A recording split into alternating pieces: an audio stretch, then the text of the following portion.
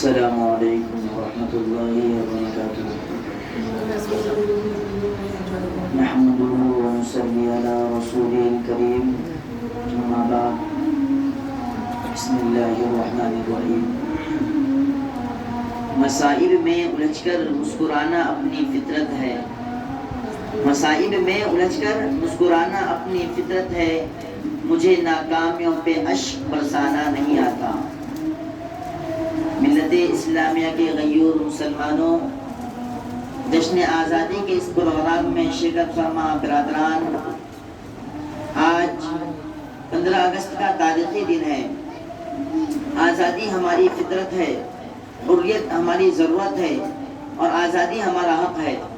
آج کے دن ہمارا یہ خوبصورت ملک آزاد ہوا، ہمیں قومی پرچم ملا ہے۔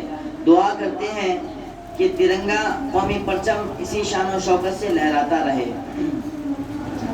عزیزان وطن، آج کی یہ خوشی اور خوشیوں کا ماحول ہم ہندوستانی مسلمانوں کے لیے ایک دعوت فکر اور لمحہ فکریہ ہے کہ 100 سال کی طویل جد و جہد اور بے مثال قربانیوں کے بعد ہمیں یہ آزادی ملی، یہ قومی پرچم ملا ہے۔ سوال یہ ہے کہ اس ملک کو آزادی دلانے کے لیے خون کس کا بہایا گیا، گھر کس کا جلایا گیا، اس ملک کو آزاد کرانے کے لیے فصل کس کی کاٹی گئی، کم و بیش 2 لاکھ جانوں کی قربانی کس نے دی؟ ان تمام سوالات کا جواب آپ تاریخی صفحات سے پوچھئے، آزادی پہ لکھی گئی تاریخی کتابی اوراق سے پوچھئے، یہ کتابیں آپ کو جواب دیں گی۔ عزیزان گرامی، کون نہیں جانتا گھر ہمارا جلا تھا، حکومت ہماری چھینی گئی تھی، عزتیں ہماری لوٹی گئی تھی، قرآن ہمارا جلایا گیا تھا، علماء ہمارے شہید ہوئے تھے، عبادت گاہیں ہماری مسمار کی گئی تھی، بچے ہمارے یتیم ہوئے تھے، عورتیں ہماری بیوہ ہوئی تھی، ماں باپ ہمارے بے سہارا ہوئے تھے، جس کا غم آج بھی تازہ اور زندہ ہے۔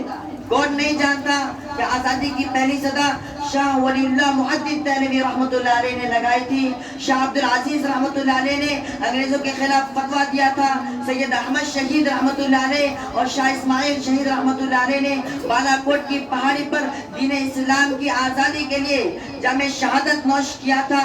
سن 1757 عیسوی میں نواب سراج الدولہ نے بنگال کی دھرتی پر اپنے خون کا نذرانہ پیش کیا تھا۔ سن 1799 عیسوی میں شیر میسور ولی کامل ٹیپو سلطان شہید رحمت اللہ علیہ نے میسور کی سرزمین کو اپنے لہو سے رنگین کیا تھا۔ حضرت حاجی امداد اللہ مہاجر مکی رحمت اللہ علیہ اور ان کے شاگرد حضرت مولانا قاسم نانوتوی رحمت اللہ علیہ نے سب سے پہلے شاملی کے میدان میں عالم جہاد بلند کیا تھا۔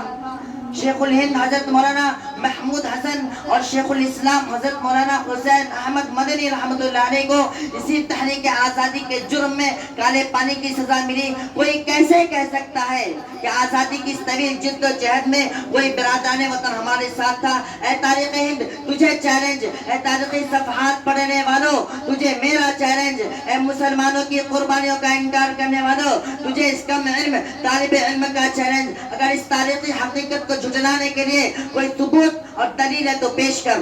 اس سلسلے میں ایک مورخ کا یہ قول کتنا سچا اور صادق ہے کہ اگر یہ ملک سن 1919 سے پہلے آزاد ہوتا تو ہمارے برادران وطن کو وزارت میں قدم رکھنے کی کبھی ہمت ہی نہ ہوتی، پھر بھی کہتے ہیں ہم سے یہ اہل چمن، یہ چمن ہے ہمارا تمہارا نہیں۔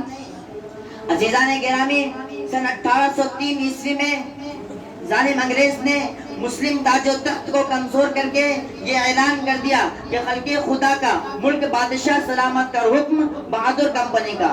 انگریز کے اس اعلان نے ہندوستانی مسلمانوں کے لیے سورہ اسرافیل کا کام کیا۔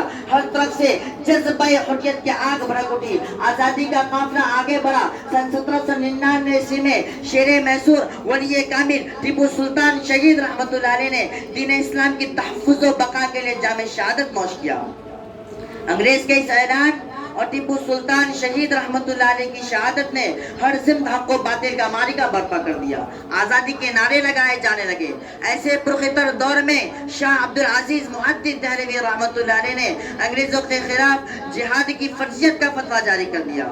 دینی حمیت و غیرت مند عوام اور علماء میدان میں نکلے، آزادی کی تحریکیں جلائے جانے لگی، آزادی کی فضا ہموار کی جانے لگی، ہر طرف دار و گیر کا سلسلہ جاری ہو گیا، علماء اور عوام کی گرفتاری کا سلسلہ شروع ہو گیا۔ ظالم انگریزوں کو جہاں کوئی عالم دکھائی دیتا اسے پھانسی پہ لٹکا دیا جاتا۔ ہندوستان میں اسلامی شاعر کو باقی رکھنا سب سے بڑا چیلنج بن گیا۔ مساجد و مکاتب کو مسمار کیا جانے لگا، علماء حفاظ کو پھانسی دی جانے لگی، قرآن کو جلایا جانے لگا، عوام کو جیلوں میں بند کیا جانے لگا۔ قصہ مختصر یہ کہ آزادی کا قافلہ اپنی جان و مال کی بے پناہ قربانیوں کے بعد سن 1947 عیسوی کو پہنچا اور 15 اگست کو ہمارا یہ ملک انگریزی اقتدار سے آزاد ہوا۔ لیکن افسوس صد افسوس، کتنی بربادی تھی مقدر میں آبادی کے بعد، کتنی بربادی تھی مقدر میں آبادی کے بعد، کیا بتائیں ہم پہ کیا گزری ہے آزادی کے بعد۔ میرے دوستو، آج ہم اور ہمارا ملک بظاہر تو آزاد ہے، لیکن سچ تو یہ ہے کہ ہم مسلم قوم آزادی کے پہلے سے زیادہ غلام بن چکے ہیں۔ اس آزادی نے ہمیں کیا دیا ہے؟ آگ خون آنسو کے علاوہ کچھ نہیں دیا۔ آج ہمیں بدنام کیا جاتا ہے، ہمیں دہشت گرد کا نام دیا جاتا ہے، ہمیں غیر ملکی کہا جاتا ہے، ہمیں ہمارے حقوق سے محروم کیا جا رہا ہے، ہمارے مکانات جلائے جا رہے ہیں، ہماری دکانیں لوٹی جا رہی ہے، ہماری عبادت گاہوں کو منہدم کیا جا رہا ہے، مدارس اسلامیہ کو بند کرایا جا رہا ہے، مسلم لڑکیوں کو حجاب سے روکا جا رہا ہے، یکساں سول کوڈ کے نام پر ہمیں خوف زدہ کیا جا رہا ہے، اور یہ سب کہیں اور نہیں ہمارے اس آزاد ہندوستان میں ہو رہا ہے۔